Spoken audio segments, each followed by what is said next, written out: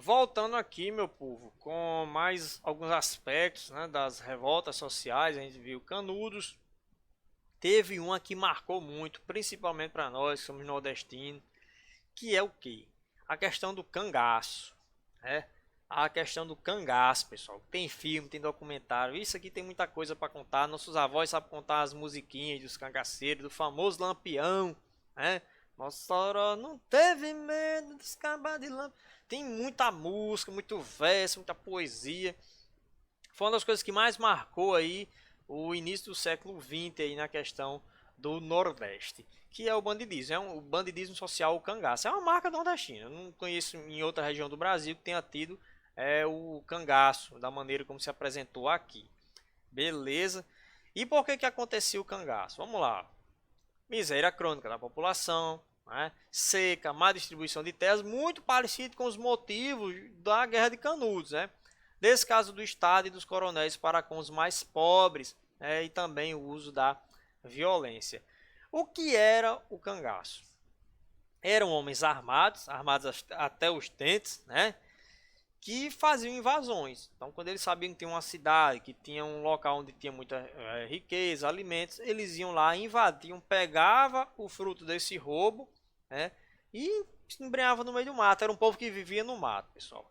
Tinha os coiteiros, né? Quem eram os coiteiros? Os coiteiros eram as famílias que apoiavam os cangaceiros. Então, quando eles vinham de madrugada se escondendo das volantes, as volantes eram os soldados, né, que caçavam eles se escondiam nessas casas, né? Quem dava coito a, aos cangaceiros eram os coiteiros, ok? Né? O nome principal do cangaço no Brasil é Lampião, né? Ele foi o mais famoso deles, Lampião, casado com Maria Bonita. Vai morrer com um tiro no pescoço lá na Gruta do Angico, ali entre a divisa de Sergipe e Alagoas. Outro grande cangaceiro também, conhecido pela sua violência, a sua maldade, foi o famoso Curisco. Ok? A minha cidade foi invadida por uma parte do bando de Lampião liderado pelo cangaceiro Macilon, né, em julho de 1927. A cidade de Apodi foi invadida por uma parte dos cangaceiros de Lampião. Roubaram o vestido de noiva, roubaram a mercearia, mataram o dono dessa mercearia que reagiu ao assalto, enfim. Uma coisa também que existe dentro do imaginário do povo em relação aos cangaceiros, sobretudo a Lampião, é de que eles seriam Robin Hood. E o que é que eu quero dizer quando eu falo Robin Hood? De que ele roubava dos ricos para dar aos pobres. E, pessoal, atualmente a gente sabe que isso é mentira, ok? Isso não é verdade. Por quê? Lampião ele roubava até dos pobres também. Então, ele roubava de rico, roubava de pobre, ele roubava de quem ele quisesse. Tinham ricos fazendeiros que financiavam Lampião e davam coisas a ele. É tanto que nas coisas de Lampião, nos pertences de Lampião, encontraram ouro, perfume francês, uísque importado. E onde é que esse homem ia achar essas coisas para comprar no meio do mato? Ou roubando de fazendinhas pequenas. Fazendeiros ricos davam a ele. Dava porque criavam amizade, e às vezes um fazendeiro tinha uma inimizade e queria que alguém fosse lá matar o seu inimigo, ele chegava, Lampião, tem um cara que mexeu comigo, o fazendeiro tava lá, e matei ele. E Lampião ia lá e fazia esse serviço para ele. Então era muito comum, além de ter os coiteiros, que apoiavam os cangaceiros, alguns fazendeiros ricos também apoiavam os bandos de cangaceiros. Ok? Ó, os cangaceiros foram perseguidos pela polícia volante, eram chamados de macacos também os policiais daquele período, né? E foram exterminados um a um. Até 1940 ainda existiam alguns poucos bandos de cangaceiros, mas aos poucos todos eles foram se desfazendo. Aqui a foto, pessoal, é uma foto histórica, né, de todos os cangaceiros que foram mortos lá na Gruta do Angico. Aqui nós temos Lampião, aqui está Lampião, aqui Maria Bonita e aqui o resto dos outros cangaceiros que foram executados na troca de tiro, né, naquele dia, ok? Eram os únicos que despertavam medo nos coronéis, justamente por não terem perspectiva de melhorar sua condição e, portanto, não precisar temer o desrespeito das leis vigentes. Existe um estudo que diz que uma das coisas que mais fazia com que os homens e mulheres quisessem viver no cangaço é porque eles tinham tido alguma raiva da polícia. Então, um policial que agredia o pai, agredia a mãe, o cara, para eu virar bandido, para me vingar. E aí se tornava cangaceiro, depois voltava e matava aquele policial que cometeu aquela violência. Ok? Então, era um reflexo da sociedade desigual, né, e da miséria que existia aqui no Nordeste brasileiro. Beleza? Vocês podem pesquisar e se aprofundar muito mais. É muito rico o cangaço no Brasil. Ok? Eu recomendo que vocês depois estudem, busquem mais conhecimento sobre esse detalhe aí da nossa história. Beleza? Bom, revoltas sociais que vão acontecer no Brasil nesse período aí. Uma das famosas é a revolta da vacina, né, de 1904. O Brasil estava passando por um projeto de modernização, sobretudo da nossa capital. Né? Capital que quando começou era suja, fedorenta e queriam deixar o Rio de Janeiro mais parecido com a Paris. Então eles pegaram Paris e disseram, ó, vamos deixar o Rio de Janeiro parecido com Paris. Vamos basear a construção, a modernização do Rio de Janeiro em Paris, que era a cidade mais bonita do mundo naquele período e ainda é a atual cidade mais bonita do mundo, né? E em segundo lugar, quem é? O Rio de Janeiro, que foi baseado em Paris, ok? Então, para deixar a cidade mais bonita, eles vão destruir os cortiços, as favelas, né? Cortiços eram aquelas casas que viviam um monte de família junto, um banheiro para 30 famílias, era um negócio meio tanto quanto não muito cheiroso, né? Ampliação das avenidas, construção de novos prédios inspirados em quem? Em Paris, ok? Então, vão modernizar e embelezar a capital brasileira. Expulsão das comunidades pobres das regiões centrais, ou seja, os pobres que vivem na região do centro, expulsar. E daí vai surgir as favelas mais isoladas que até hoje existem. Inflação alta dos preços, né? Porque para construir e para modelar essa cidade, você precisa aumentar os impostos, ok? Então, o preço das coisas vai aumentar e o custo de vida no Rio de Janeiro também vai ficar bem alto para financiar essa modernização. Vocês têm noção? O passarinho pardal que existe no Brasil todo e fica cagando a cabeça da gente. Ele não é um passarinho nativo do Brasil. O pardal é um passarinho parisiense, muito famoso na cidade de Paris. Então, para deixar o Brasil mais parecido com Paris, foram lá para Paris, trouxeram um monte de pardal, soltaram no Rio de Janeiro e aquelas pragas se espalharam pelo Brasil todinho. Então, hoje aí, soltando cocôzinho na nossa cabeça. Ok? Então, só para você ver o nível, né, eles realmente queriam deixar o Rio de Janeiro parecidos com a cidade de Paris. Trouxeram até o diabo dos pardal. Ok? Bom, mas onde é que entra a vacina aí? Como naquele período era muito comum cólera, difteria, doenças, né, infecto contagiosa, varíola. Então, Oswaldo Cruz, ele criou uma vacina, né, para vacinar o povo parar de adoecer tanto, né, e que a cidade não vivesse em um estado pandêmico. Só que tem um problema, pessoal. O problema é que a população pobre não sabia ler e eles não entendiam o que era vacina, que nunca tinha existido aqui no Brasil. Aí você está em casa deitada, chega um cara todo de branco, com uma agulha desse tamanho, dizendo, isso aqui é para enfiar no seu braço, é para o seu bem. Você vai acreditar? Você que nunca leu sua vacina, não sabe nem o que você tem. Você vai acreditar no negócio desse? Você não vai acreditar. Então foi isso que aconteceu. Os médicos e enfermeiros começaram a ir para as casas da população, chegando lá dizendo, ei, você é obrigado a se vacinar, porque a vacina era obrigatória. Ei, chega aqui. Isso é remédio, isso é veneno para pobre. Se espalhou no meio do povo que aquilo era veneno para pobre. E aí foi o que aconteceu. Peia nos médicos, peia nos enfermeiros, viraram as ambulâncias. Foi uma verdadeira revolta. A polícia teve que intervir e botar o povo para se vacinar. Ok? Bom, olha só essa foto aqui.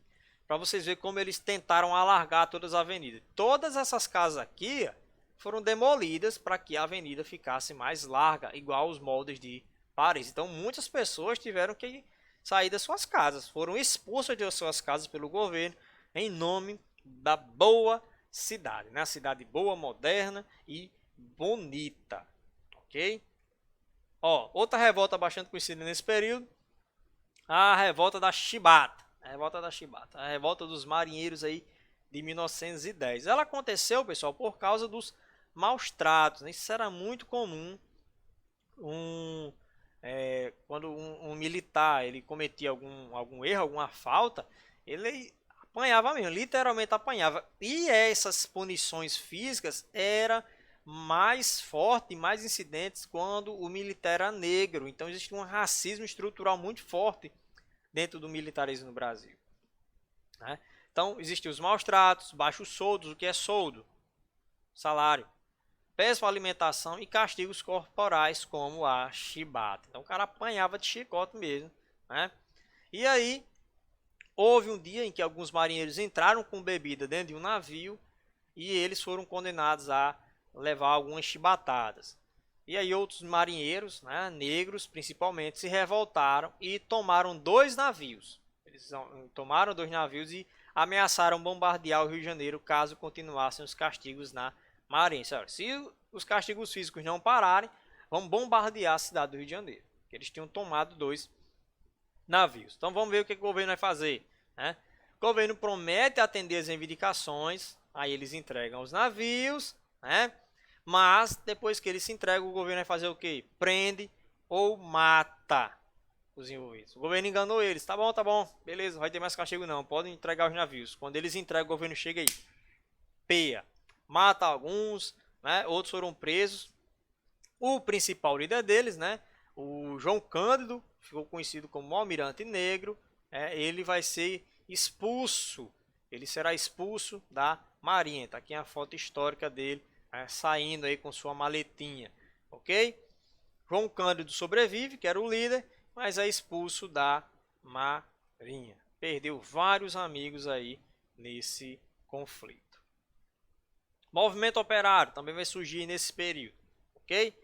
As causas aí. O Brasil, no início do século XX, pessoal, começou a ter indústria de verdade, né? Tá começando a mudar, saiu um pouco daquele negócio só de rural, só de fazendas e começou a investir também na questão das empresas, indústrias nos centros urbanos, ok? E aí, quanto mais se tem fábricas, vai ter mais operários. Esses operários eles vão ter que se organizar para reivindicar melhores condições de trabalho. Até porque não tinha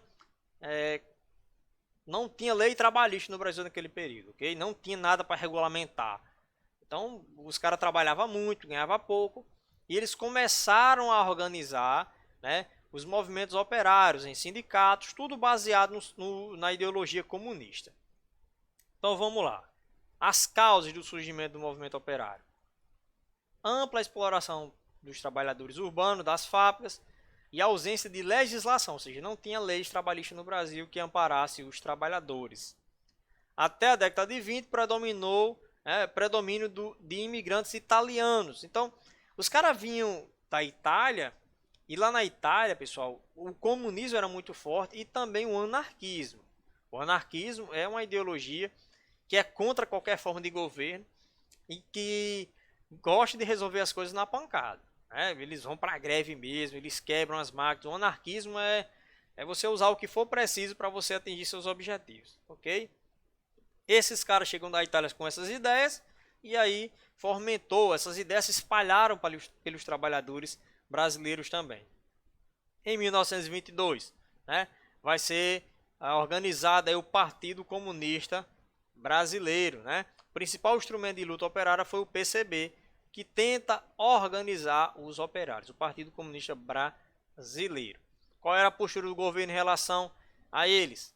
Era casa de polícia, ou seja, o governo não deixava ter sindicato, não deixava os trabalhadores protestar, reivindicar nada. Se fizesse isso, podia ir para o chilindró, ok? E uma marca da era Vargas, que é um outro assunto, que a partir de 30, o que é que Vargas vai fazer para ter os trabalhadores e o sindicato na sua mão? Ele vai dizer, pode ter sindicato. O sindicato pode existir, mas eu que comando os sindicatos. Então, o presidente mandava nos sindicatos. Isso a gente chama de sindicalismo atrelado. Ok? Outro movimento que vai surgir aí para criticar a República do Café com Leite é o tenentismo. Lembram que no início da República Velha, quem mandava era quem? Os militares, Tanto que foi a República da Espada. Chegou a República do Café com Leite, só São Paulo e Minas mandando, Vários militares viram que esse negócio estava errado. Rapaz, esse negócio está errado, não tem condição não. Só esses dois homens mandando, só esses dois estados mandando. E aí surge um movimento para criticar a política do café com leite, a política oligárquica. E esse movimento é o tenentismo, ok?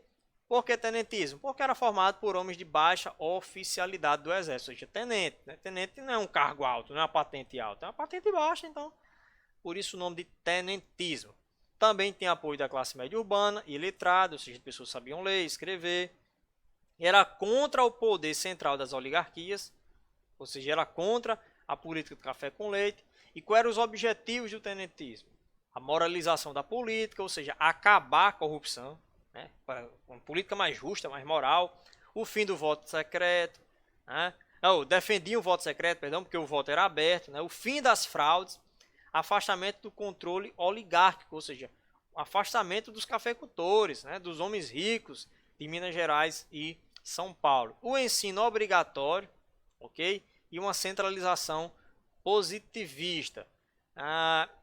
Positivismo quer dizer, é a ideologia criada por Augusto Comte, que quer dizer progresso.